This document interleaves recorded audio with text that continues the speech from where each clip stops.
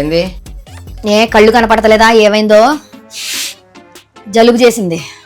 ఇంకా చలికాలమే రాలేదు, అప్పుడే జలుబు చేసిందా? జలుబుకి చలికాలమే అవసరం లేదు, ఎప్పుడైనా వస్తుంది. అయినా నా బాధ నీకేం తెలుసు? 2 ముక్కులు మూతపడిపోయి నేను బాధపడుతుంటే నీ కామెంటరీ ఒకటి మళ్ళీని. ఆ ముక్కుతో పాటు ఆ నోరు కూడా మూతపడి ఉంటే సగం దైత్రి వదిలిపోతుంది. ఏంటి అనుకుంటున్నావు? అబ్బే నీ గురించి నేనేమనుకోవట్లేదు, ముక్కుతో బాధపడుతున్నావు కదా, మెడికల్ షాప్కి వెళ్ళి టాబ్లెట్లు తెద్దామని అనుకుంటున్నాను. నాకు అన్నీ వినపడుతున్నాయి. నీకు అన్నీ వినపడాలని అన్నాను.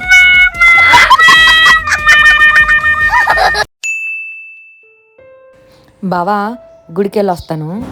అంతమాన పూజలు పునస్కారాలు, గుళ్ళు గోపురాలు, దేవుళ్ళు అంత భర్త ఇంట్లో ఉన్నాడు. భర్తకి ఏమైనా సేవలు చేసుకుందాం అని ఏమైనా ఉందా నీకు? భర్తకి పూజ చేస్తే దేవుడి చేసినంత పుణ్యం అంట, తెలిసా విషయం నీకు?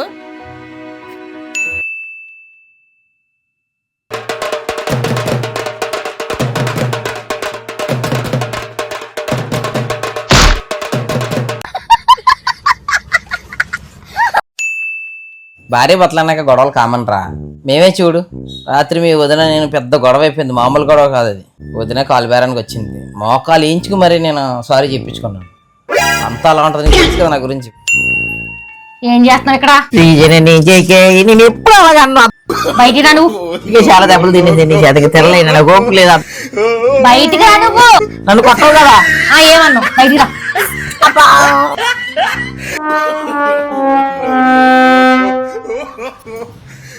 రిమోట్ తీసుకుంటున్నాను.